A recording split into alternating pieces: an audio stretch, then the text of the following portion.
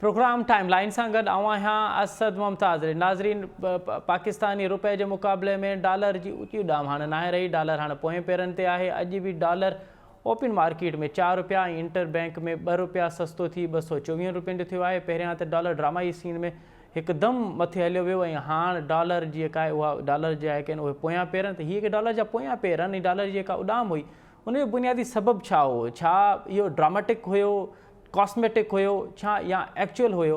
ऐं हींअर डॉलर जी वर्थ केतिरी हुजणु घुरिजे? अॼु जॾहिं डॉलर हेठि लहे थो पियो त उन जा असांजी मैशत ते कहिड़ा असर था थियनि? जेके बैरून ॿाहिरां जेके कर्ज़ आहिनि उन्हनि जी कहिड़ी पोज़ीशन बीहे थी? अॼोके प्रोग्राम में असां इन ते ॻाल्हाईंदासीं। इन ते पिणु ॻाल्हाईंदासीं त हिन वक़्तु मुआशी तौर ते असां किथे बीठा आहियूं ऐं बुनियादी तौर ते मुआशी तौर ते असांखे चैलेंजिस कहिड़ा आहिनि, असांजे हुकुमरान जूं पॉलिसीज़ कहिड़ियूं आहिनि ऐं हिननि हालतुनि में पॉलिसीज़ कहिड़ियूं हुजणु घुरिजनि।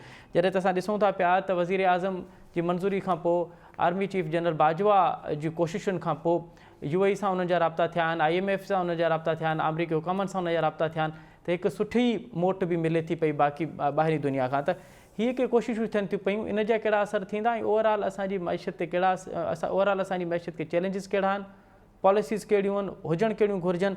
अॼोके प्रोग्राम में इन ते ई ॻाल्हाइबो। हिन असांखे प्रोग्राम में जॉइन कयो आहे इंजीनियर अब्दुल जब्बार मेमून साहब। पाण कंहिं तारीफ़ जा मोहताज न आहिनि, मुल्क जा नालियारा मुआशी माहिर आहिनि।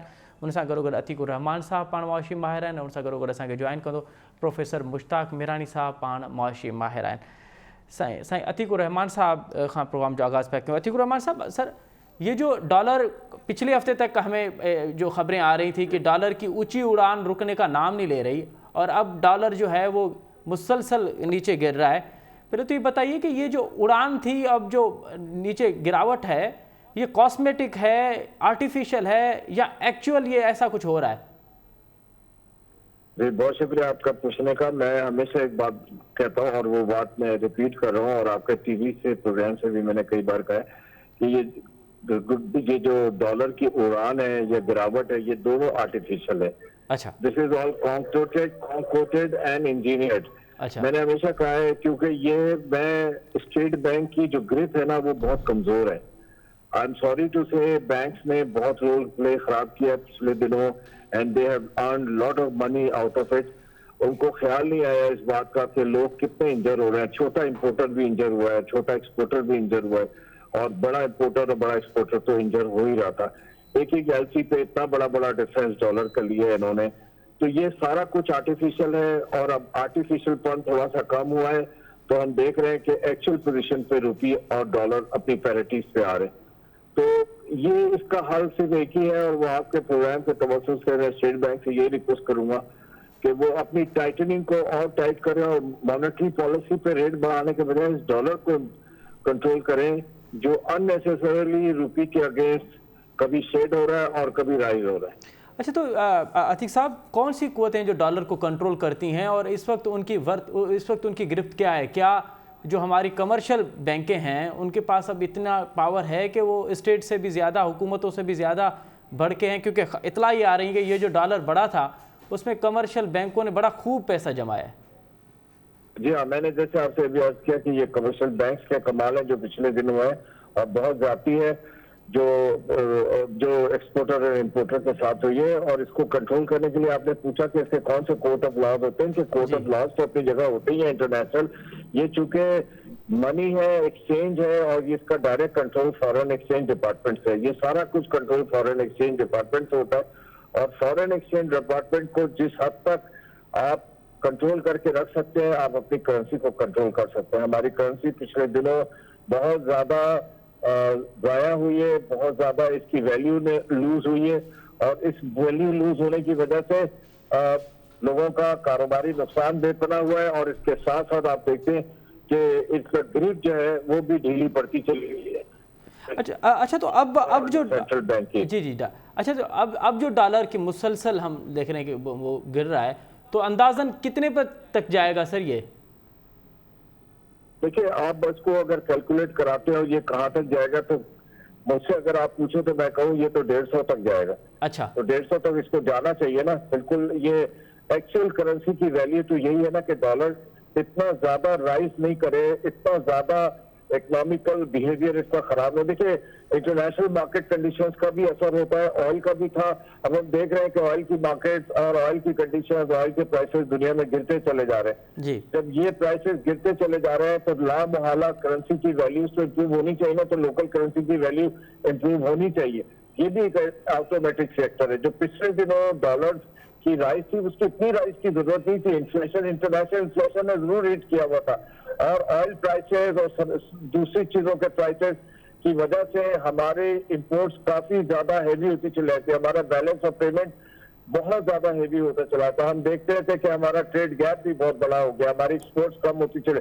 इस वक्त भी हमारा ट्रेड गैप $48 बिलियन पे खड़ा है, which is too much, which is huge। इसका भी असर करेंसी पड़ता है। लेकिन अभी जो आपका सवाल है वो सिर्फ उसका जवाब यही है कि ये कंट्रोल जो लूज किया फॉरेन एक्सचेंज डिपार्टमेंट ने, हमारे सेंट्रल बैंक ने, और इसकी ग्रिप दी रही, तो इससे कमर्शियल बैंक ने अंधाधुंध फायदा उठाया और इसका इफेक्ट जो हुआ है वो महंगा बिजनेस करना पड़ा इंपोर्टर को भी और बेचारे एक्सपोर्टर को भी। अच्छा अतीक साहब, जब आप कह रहे हैं कि ये स्टेट बैंक और फॉरेन एक्सचेंज और कमर्शियल बैंकों ने तीनों ने मिलके बड़ा खूब लूटा है, तो फिर सवाल ये होता है ना सर, हुकूमत की रिट कहाँ है इन तीनों? क्या ये तीनों जो आप बता रहे हैं तीनों फैक्टर्स, ये तीनों अब हुकूमत से ज्यादा पावरफुल? ये सेंट्रल बैंक का कसूर भी है, वहाँ पे हुकूमत की कमजोरी भी बिल्कुल खुलकर सामने चली आ रही है। मिसाल के तो पर्सनल बेनिफिट्स भी है लोगों के, जो जिसकी वजह से करेंसी का इतना बड़ा डिवैल्यूएशन हमारे सामने आया। हमने देखा कि डॉलर ने इतना राइज किया और रुपये ने इतना शेड किया, which was not absolute and which was not correct। ये सारा कुछ नॉन पैरिटीज है और ये नॉन पैरिटीज जो है ये एक क्रिमिनल ऑफेंस है और ये हुआ है हमारे यहाँ और पिछले दिनों हुआ है और अभी भी हो रहा है। और हम देख रहे हैं कि इसका कंट्रोल अगर और तेजी से और ज्यादा मजबूती से किया गया तो रुपये जो है वो अपना वैल्यू गेन कर लेगी और डॉलर जो है वो शेड आउट होगा। अच्छा अतीक साहब, अब जो 2 दिन में तकरीबन 15 रुपए से ज्यादा डॉलर गिरा है, तो क्या एक मरतबा फिर इसके चांसेस हैं ऊंची उड़ान के, या ये अब मुसलसल गिरे? You never know, ये सच अ फ्लेक्सिबल इकोनॉमी जहाँ पे गवर्नमेंट इतनी कमजोर जा रही हो जिसके कंट्रोल में कुछ भी ना हो। आप अभी खुद कह रहे हैं कि करेंसी के फैक्टर्स में आप देख रहे हैं, आपका बिजनेस शटर करेगा, आपका बिजनेस को नुकसान होगा, इकोनॉमी को नुकसान होगा जब आपको ज्यादा पे करना पड़ेगा, अपनी एलसीज में पे करना पड़ेगा, अपनी इंपोर्ट की कॉस्ट में ज्यादा पे करना पड़ेगा, आपके डिफरेंसेस नहीं होंगे, आपके डैमेजेस होंगे, तो बिजनेस कहाँ जाके खड़ा होगा? जब बिजनेस इस सूरत हाल पे खड़ा होगा तो आप खुद समझ सकते हैं कि ये कितना बड़ा इकोनॉमी को नुकसान है। अच्छा अतीक साहब, मैंने भी आपको ट्रेड गैप का बताया, ये सबसे बड़ा वाज़ेह फर्क है इसका। जी। अच्छा अतीक साहब, अब जब डॉलर नीचे गिर रहा है तो क्या इसका हमारी सनतों पे भी असर पड़ेगा? हमारी एक्सपोर्ट बढ़ेगी इससे? हमारी एक्सपोर्ट पे बहुत अच्छा असर पड़ने जा रहा है, हमारी इंपोर्ट पे भी बहुत अच्छा असर पड़ने वाला है। ये डेवलपिंग इकोनॉमी है। एक बात याद रखिए, हमारा मुल्क एक डेवलपिंग कंट्री है। हमें कैपिटल गुड्स यानी मशीनरी की शक्ल में बार बार इंपोर्ट करने पड़ते हैं, तो लामहला इंपोर्ट की जरूरत होती है। और हमें एक ऐसी कंट्री है जहाँ पे हमें टोटल रॉ मटेरियल की इंपोर्ट पे डिपेंड करना पड़ता है। तो रॉ मटेरियल जितना चीप होगा, कॉस्ट ऑफ प्रोडक्शन उतनी चीप होगी। इसी तरह कंज्यूमर आइटम, एक साइकिल है ये पूरा। तो कंज्यूमर आइटम्स और कंज्यूमर गुड्स भी फिर सस्ते होते चले जाएंगे। अगर इन्फ्लेशन को कंट्रोल करना है तो करेंसी को कंट्रोल करना बहुत जरूरी है। ये बात गौर से और समझ कर आगे बढ़नी चाहिए। अच्छा अतीक साहब, कंपेरिजन किया जा रहा है कि हम जो माशी तौर पे अब अल्लाह ना करे कि ऐसा हो कि हम जो है डिफ़ॉल्ट कर जाएं, और हमारा कंपैरिजन किया जा रहा है श्रीलंका से और दीगर मुल्कों से। आपकी ना सिर्फ पाकिस्तान की मैशत पे बल्कि आलमी मैशत पे भी बड़ी गहरी नज़र है और आप अपने तज्जियों से हमें इस बात से आपसे हम रहनुमाई भी लेते हैं।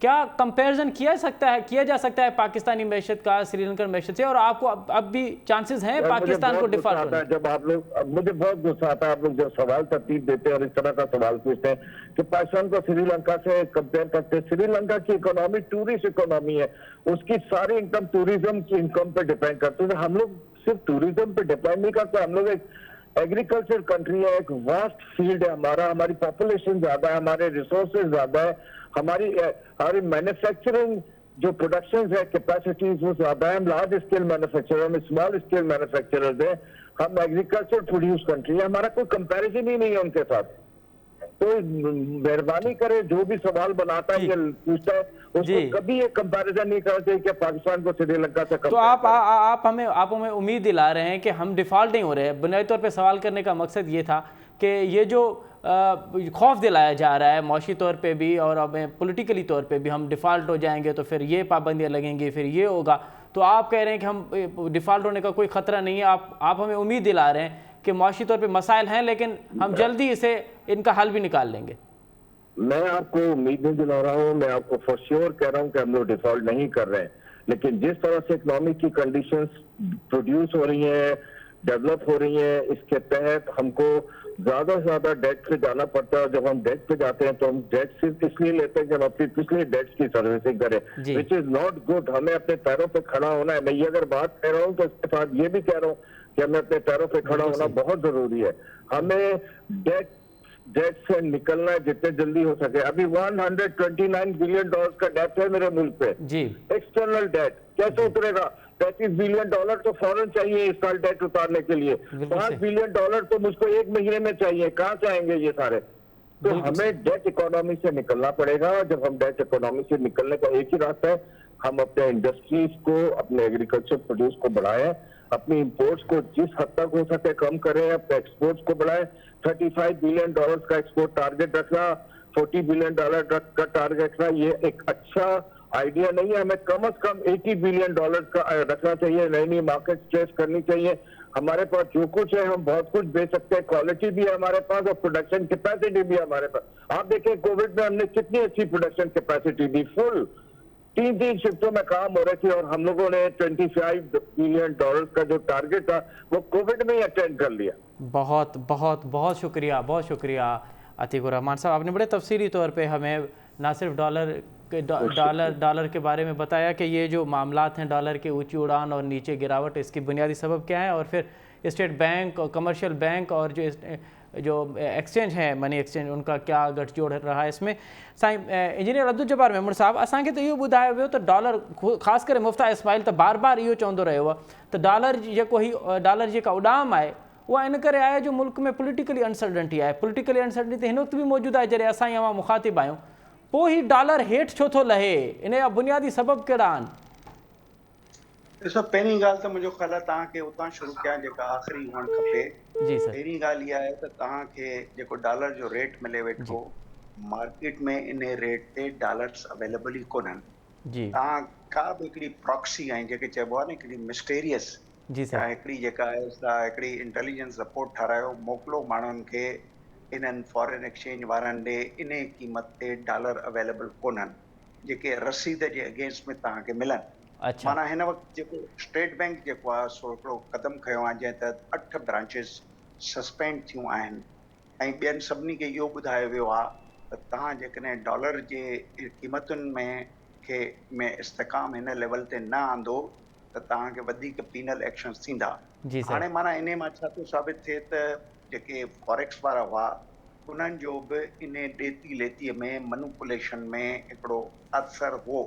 वापसि अचूं बैंकुनि जे तरफ़, बैंकुनि जो 100% हो।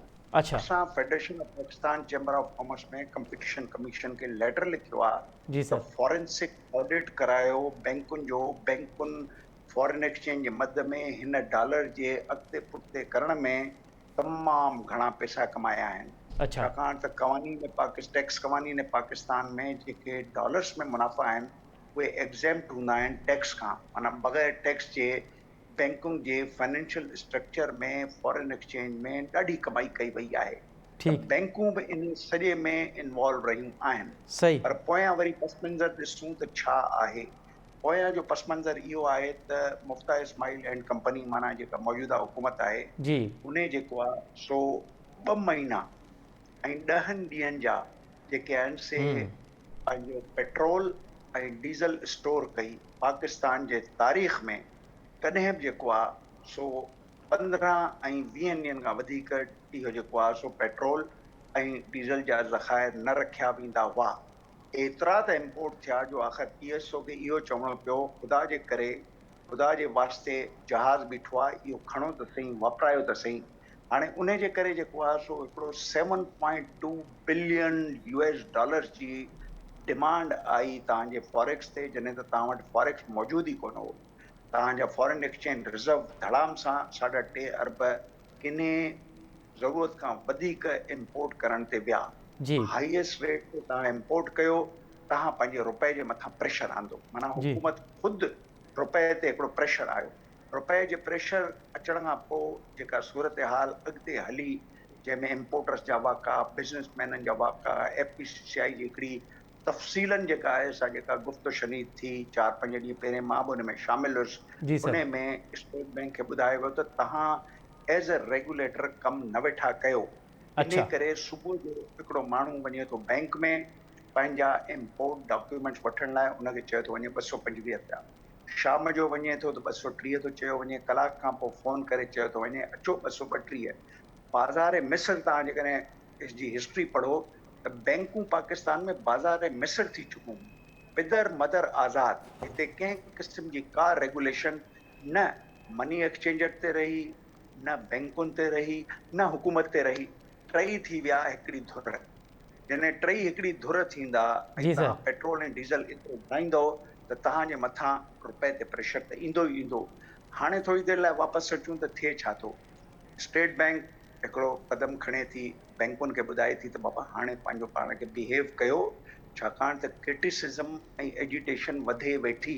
ठीक सर FPCCI खां अलावा सभिनी धिरूं चवनि वेठियूं त बैंकूं बाज़ार मिस्र थी चुकियूं आहिनि। ठीक सर सभिनी फॉरेक्स एक्सचेंज डीलर्स खे घुराए चयो वियो बाबा ठीक बिहेव सर कयो, न ठीक त जेको आहे सो असां तव्हां ते एक्शन खणंदासीं। हाणे ठीक सर आख़िरी जेको रुपए खे थोरो सो इस्तेकाम मिलियो आहे उहो इन जी करे मिलियो, जी सर पाकिस्तान में इम्पोर्ट जेका आहे सा उनजी कंप्रेशन थी। अच्छा किथे 7.2 बिलियन US डॉलर जी तव्हांजो जून में आई आहे इम्पोर्ट, हाणे जेका आहे सा 4.9 ते आई आहे। तव्हां अंदाज़ो लॻायो त तव्हांजी जेका आहे सा 3 अरब डॉलर जेका आहे सा इम्पोर्ट कंप्रेशन थी आहे। उन जे करे थोरो हिकिड़ो रुपए खे सघ मिली, पर ओवरऑल इन सघ खे किराइण में टई धुरियूं शामिल, बैंकूं शामिल, रोडनि रस्तनि ते वेठल फॉरेक्स वारा शामिल, ऐं हुकूमत बि शामिल। हुकूमत जी डिसीशन ख़राब या सही, उन जी ॻाल्हि ॿोल अलॻि सां थी सघे थी, पर टिनिनि धुरियुनि जेको आहे सो इन रुपए खे निधणको कयो। रुपयो ॼण त हिकिड़ो यतीम ठही वियो। ऐं मुंहिंजे पंहिंजे ख़्याल में जेके ॻाल्हियूं आहिनि से तव्हांजे साम्हूं आहिनि, ठीक सर पर ठीक वरी बि हक़ाइक़ इहे ई आहिनि त वञो मार्केट में तव्हांखे न मिलंदो इन्हनि पैसनि में रुपया, कॾहिं बि न मिलंदा। बैंकुनि में तव्हां वञो उन्हनि वटि हिकिड़ी ठीक लाइन है सर इन लॻल ते आहे। अञा तफ़सीली ॻाल्हाईंदासूं। साईं इंजीनियर अब्दुल जब्बार मेमन साहब, साईं मुश्ताक मीरानी साहब असांखे जॉइन कयो आहे। मीरानी साहब, अव्हांखे छा थो लॻे त हीअ को डॉलर उॾाम में थो, त उॾाम हुनजी एॾी आहे जो ॼण आसमान खे छुए थी ऐं किरे थो पियो, त हिकदमि ॼण पोयां पेर अथसि? ॾिसो हिनखे तव्हां अंग्रेज़ीअ में स्पेकुलेशन जी सर ऐं हथ सां जीअं स्टॉक एक्सचेंज में थींदो, हथ सां स्पेकुलेशन करे पोइ उन मां तव्हां बेनिफिट वठो। जी सर हिते पंहिंजो जब्बार साहिबु बिल्कुलु सही ॻाल्हि करे। जी सर ऐं इहा बि ख़बर आहे मार्केट में ॻाल्हियूं हलनि पियूं त भई डॉलर इहो स्मगलिंग थी अफ़गानिस्तान वियो, ऐं इन ड्यूरिंग में जेको आहे फेडरल जेका गवर्नमेंट ईंदी उहा एक्सक्लूसिवली इमरान ख़ान जे पॉलिटिक्स में इन्वॉल्व रही, ऐं हुननि बाक़ी जेको इकोनॉमिक सिस्टम ते एतिरो ध्यानु न ॾिनो या एक्सटेंट न वरितो, जी सर ऐं पोइ जेके माण्हुनि हुनजो खां बेनिफिट वरितो। जी सर असुल जेका शइ इहा आहे ॻाल्हि इहा आहे त हीउ मुल्क आहे, ॿावीहनि करोड़नि जो मुल्क आहे, हुनखे माण्हुनि खे ज़रूरतूं पूरियूं करण, अॻिते हलाइण, डेवलपमेंट करण लाइ हिकिड़ो स्ट्रॉन्ग माना जी सर रेगुलेटरी सिस्टम हुजे, स्ट्रॉन्ग जेको आहे सो बैंकिंग सिस्टम हुजे, ऐं स्ट्रॉन्ग जेको आहे सो अकाउंटेबिलिटी हुजे। मेन जेका हिन वटि शइ न, हिन वटि अकाउंटेबिलिटी कोन्हे। जी सर मिसाल जे तौरु हिन वक़्तु तव्हांजो जेके अपोज़िशन में नेशनल असेंबली में वेठा आहिनि माण्हू ई 2-3 वेठा आहिनि, बाक़ी सभु हुकूमत में वेठा आहिनि जिन पाण में इहो कयो आहे। सेनेट खे सिर्फ़ु छा आहे हुननि जेको रोल इहो ॾिनो वियो आहे भई तव्हां रुॻो हिते तक़रीरूं कयो, बाक़ी इश्यूज़ ते तव्हां न ॻाल्हायो। पर इंट्रस्टिंग सेनेट ते आहे फेडरेटिंग यूनिट जे हक़नि जी ॻाल्हि जे लाइ कई वई आहे, पर उहा जेको आहे सो पॉलिटिकल डिबेट आहे। ठीक सर नतीजो इहो थियो त फ्री फॉर ऑल आहे, ऐं बिल्कुलु हाणे जॾहिं सफ़ा पाणी मथे चढ़ी वियो जी त सर पोइ चवनि था त जेको चीफ ऑफ आर्मी स्टाफ जी अमेरिका में फ़ोन कई अॼु जे लाइ था चवनि त हुन UAE ऐं बिल्कुलु वज़ीर आज़म जी मंजूरी सां हाणे जेके स्पेकुलेटर उन्हनि खे ख़बर पई त डॉलर तमामु घणो हिते अची वेंदो, तंहिंजे करे हुननि खे प्रॉफिट न मिलंदो ऐं इहो घटिजे। पर इहो मां ॿुधायां इहो थोरे टाइम लाइ आहे। अच्छा जे मिसाल बजट इहो जेको ट्रेड डेफिसिट आहे उहो $40 बिलियन आहे। जी हाणे इहो जेको डेफिसिट आहे जी ट्रेड जो जी उहो त अञा वधंदो न। छा ख़बर कोन्हे त मार्केट में ही पंहिंजे तेल जी क़ीमतूं वधनि। हाणे सियारो अचे थो, उन खां पोइ यूरोप में जेका एनर्जी आहे उनजी डिमांड वधंदी। डिमांड वधंदी त इहो सऊदी अरब ॿिया मुल्क कोशिशि कंदा प्रॉफिट कमाइण लाइ ऐं यूरोप खे उहे ॾियनि। ऐं उन खां पोइ ताइवान ऐं जापान जो चाइना जो इशू आहे त नतीजो आहे त हुन वक़्तु टेक्निकली थ्योरेटिकली जेका फेडरल गवर्नमेंट आहे उनखे तमामु स्ट्रांगली जेको आहे सो मईशत खे मॉनिटर करिणो आहे जेको नथो थिए।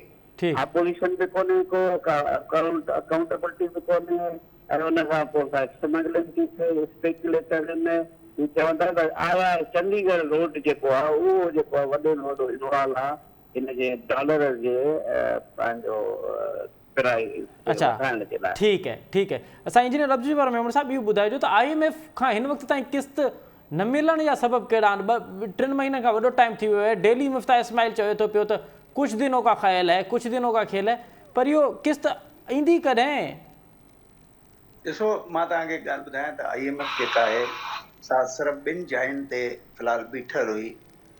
जेका पेट्रोलियम जेका आहे सा लेवी जेका विधी वेंदी आहे उन जो इजरा थिए, हुकूमत उन जो इजरा करे छॾियो। जी सर IMF जेका आहे सा हिकिड़े ॿिए ॻाल्हि जे करे जेका आहे सा हिकिड़ो बीठल हुई त ही जेको पाकिस्तान में जेके इलेक्ट्रिसिटी जा अघ वधाए विया आहिनि इहे अञा बि यानी सफिशिएंट न आहिनि, जी सर इन्हनि खे वधायो वञे। हुकूमत इन करे जेको आहे सो मंथली फ्यूल एडजस्टमेंट बि जल्दी करे वधायो ऐं रोज़ाना हेरिंगूं पिए थियूं थियनि। धड़ाधड़ जेको आहे सो हुन में वाधारो अचे वेठो। हाणे IMF जेको आहे सो हिननि खे जेको आहे सो कुझु ॿियूं शराइत में जेका तमामु वॾी शर्त हुई त पाकिस्तान खे जेका $34 अरब जी ज़रूरत पवंदी, जेके पंहिंजा पेमेंटूं उन जे अॻियां साम्हूं ईंदियूं, $34 अरब उनखे खपनि। $34 अरब पाकिस्तान वटि इन करे न अची सघंदा छाकाणि त एक्सपोर्ट ऐं इम्पोर्ट जे विच में तव्हांजो एस्टिमेटेड गैप $20 अरब जो आहे। तव्हां $20 अरब जो जेको एस्टिमेट गैप सां $34 अरब जी जेका डिमांड पूरी न थींदी, उन करे IMF हिननि खे चयो तव्हां पंहिंजे लाइ हिकिड़ो रोलिंग स्टॉक $8 खां $10 बिलियन जो हथु करण जी कोशिशि कयो त जीअं असांजे प्रोग्राम में तव्हां जूं जेके डिमांड्स अचनि उन्हनि खे हलाए सघिजे। ठीकु सर हाणे उन जे लाइ जेको आहे सो कुझु उमेद अफ़ज़ा ॻाल्हियूं साम्हूं अची वयूं आहिनि। चाइना जेको आहे सो पंहिंजो कमर्शियल लोन जेको तमामु वॾे इंट्रस्ट थियो, जंहिंमें इहो बि हो त जेकॾहिं उनखे जो पीरियड वधायो वेंदो त 1% इंट्रस्ट वधंदो।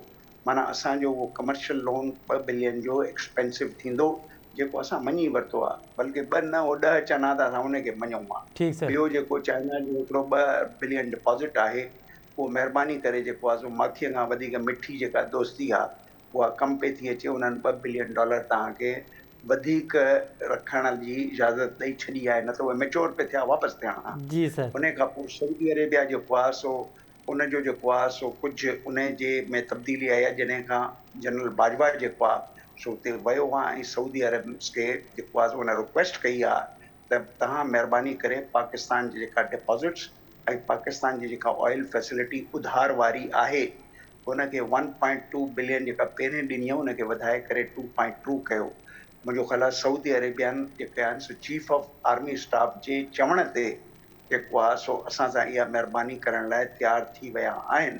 सही उनजो सबबु सिंपल आहे त पाकिस्तान सिक्योरिटी फोर्सिस मुहैया कंदो आहे इन्हनि शहज़ादनि जी हिफ़ाज़त जी जी करण लाइ। जी असां जेको आहे हुननि जी कोलिशन फोर्सिस लाइ जनरल ठीकु राहिल शरीफ़ खे जनरल सर ठाहियो। अव्हांखे छा थो लॻे त हीअ जेको IMF जी किस्त केतिरनि ॾींहंनि में अची वेंदी, केतिरो इंतज़ारु न करिणो पवंदो? साईं इंजीनियर अब्दुल जब्बार मेमण साहब सां असांजो राब्तो कनेक्ट थियो। जीअं असांजो राब्तो बहाल थींदो त असां ॿीहर हुन जॉइन कंदासीं। साईं मुश्ताक मीरानी साहब, IMF जी त किस्त हाणे जॾहिं अचे, पर इहो अगरि अव्हां खां मां ॿुधायां, अव्हां खां अगरि ॼाणण जी कोशिशि कयां त हिन वक़्तु मुआशी तौर ते पाकिस्तान खे चैलेंजिस कहिड़ा आहिनि? अगरि अव्हां नंबरवार ॿुधाईंदा वञो वॾे में वॾी जेका हमेशह असां वर्ड यूज़ कंदा आहियूं पॉलिटिकल इकोनॉमी, जी सर, माना सियासत इक़्तिसादियात ते असर थी करे, इक़्तिसादियात जी, सियासत ते असर करे। जी जी सर, तंहिंजे करे पहिरीं ॻाल्हि आहे त हिन वक़्तु पॉलिटिकल स्टेबिलिटी आहे ई कोन्हे। जॾहिं स्टेबिलिटी न आहे त ऑटोमेटिकली तव्हांजी इकोनॉमिक्स जी आहे या माइशत जो स्टेबिलिटी कोन्हे। हिकिड़ो इहो आहे। ॿी ॻाल्हि आहे त 1947 खां वठी जेकी बि इक़्तिसादी गुनाह थिया आहिनि, ब्लेंडर न गुनाह थिया, उन्हनि जो असर हाणे आहिस्ते आहिस्ते तेज़ीअ सां वधणु थो थिए। ऐं ॿियो जेको सस्टेनेबल जेको सोल्यूशन आहे न, जी सर, वो पाइदार जेको सोल्यूशन ईंदो आहे त तव्हां पंहिंजे मुल्क जी मईशत बहितर कयो, एक्सपोर्ट वधायो ऐं इम्पोर्ट डेफिनेटली तव्हांजी ज़रूरत आहे उहो तव्हां कंदो, पर तव्हां एक्सपोर्ट वधायो। उन लाइ ज़रूरी आहे त तव्हां स्ट्रक्चरल चेंजिस आणे वारा पॉलिसीज़ बहितर कयो। मां तव्हांखे हिकिड़ो एग्ज़ाम्पल ॾियां थो, सिंध जो सिंध जा माण्हू आहियूं, वफ़ाक़ में 18th अमेंडमेंट खां बाद agriculture industry service sector Sindh government जे अंदर थी अचे। जी सर, ऐं बदकिस्मती सां जेका बि सिंध गवर्नमेंट आहे उनखे इकोनॉमी जी का शइ जी ख़बर नाहे, न को उहे इंट्रस्ट था वठनि, कुझु न था वठनि। इमरान ख़ान जे बि दौर में इल्ज़ाम सॼो वफ़ाक़ ते हुयो, हाणे बि चवनि था त साईं IMF पैसा न ॾे। पर ज़रूरी आहे त सिंध गवर्नमेंट अखियूं खोले एग्रीकल्चर खे बहितर करे, इंडस्ट्री लॻाए सिंध में, उन खां पोइ सर्विस सेक्टर आहे उनखे तव्हां डेवलप कयो, शहरनि खे ठाहियो ऐं ख़ूबसूरत शहर कयो। टूरिज़म मां तमामु होस्टाल जेके आहिनि असां एजेंडा डेवलप करे सघंदा, बशर्ते हुकूमत जी सर, हुकूमत सॼी जेका मशीनरी अचे गाॾी ॿोछ ते ॿाहिरां में अचे त उनखे असां छा थो चई सघूं। इहो त माना ख़तरा जो जी मईशत ठीकु, करवा थो पए। बिल्कुलु सही, तव्हांखे मां ॿुधायां जी जी, अमेंडमेंट खां पोइ 90% खां वधीक माशी जेके मसइला आहिनि उहो प्रोविंशियल वटि आहिनि। बिल्कुलु सही, या पहिरीं मां ॿुधायां हाणे उहो प्रोविंशियल जिंदर पिया हूंदा, ठीकु, सिंध हुजे, पंजाब हुजे, बलोचिस्तान हुजे या KPK हुजे, त पोइ ज़ाहिर आहे त मईशत ख़राब थी वेंदी। बिल्कुलु बिल्कुलु सही पिया चओ, बिल्कुलु सही पिया चओ। वरी हिन ते ॿीहर वटि अचां पियो। साईं इंजीनियर अब्दुल जब्बार साहिबु, अगरि अव्हां खां इहो सवाल कजे त अव्हांजी नज़र में 3 अहम चैलेंजिस पाकिस्तानी मईशत खे? टे अहम मसला। जी सर, सो पाकिस्तान जी मईशत खे सभ खां वॾे में वॾो मसइलो आहे उहो आहे पावर सेक्टर खां, जेके चयो वेंदो पॉलिटिकल इकोनॉमी ऑफ एनर्जी। जी सर, उनखे सुधारण जे बजाए, रिफॉर्म्स आणण जे बजाए सिर्फ़ु टैरिफ वधाए करे IMF जे उन कंडीशन खे मीट कयो थो वञे, जंहिंमें हो चवनि था त जेतिरे जी बिजली ठाहियो ओतिरा पैसा वापसि आणियो। उन जे लाइ सरकार जेका आहे सा मजबूर थी करे हिकिड़ी सब्सिडी ॾींदी आहे ख़ातिर ख़्वाह, जेका घटि में घटि 30% ऑफ द डोमेस्टिक कंज्यूमर्स ते मुश्तमिल हूंदी आहे। जी, पंहिंजे पावर सेक्टर में हुकूमत रिफॉर्म्स नथी आणे। के इलेक्ट्रिक, जंहिंजो नालो मां हमेशह चवंदो आहियां फ्रॉड इलेक्ट्रिक, उन जा 3 पावर स्टेशन्स जेके आहिनि उहे हाईली इनएफिशिएंट आहिनि। उन्हनि हाईली इनएफिशिएंट पावर स्टेशन्स खे बंदि करण जी ज़रूरत आहे। पाकिस्तान में उन खां अलावा 7 ॿिया अहिड़ा पावर स्टेशन्स आहिनि जिन खे फौरी बंदि करण जी ज़रूरत आहे। पाकिस्तान खे मज़ीद जेको आहे इहा ॻाल्हि हुकूमत मञी आहे ऐं बार बार मिनिस्टर ऑफ एनर्जी चए थो त आईंदा असां का बि पावर जनरेशन इम्पोर्टेड फ्यूल ते न कंदासीं। पाकिस्तान में कुदरती तौर ते जेका सरफेस लक्स आहे उनखे चइजे आहे सोलर लक्स, उहो सोलर लक्स अवेलेबल आहे। घारो झमपीर में जेको आहे बिल्कुलु 50,000 मेगावाट जी जेका आहे कैपेसिटी आहे। थर में जेको आहे सो 1 लख मेगावाट 100 सालनि जी ॻाल्हि साईं मुश्ताक मीरानी साहब बि जंहिंजो ज़िक्र कयो। जी सर, इहा जेका आहे इहा आहे तव्हांजी पॉलिटिकल इकोनॉमी ऑफ एनर्जी में करेक्शन।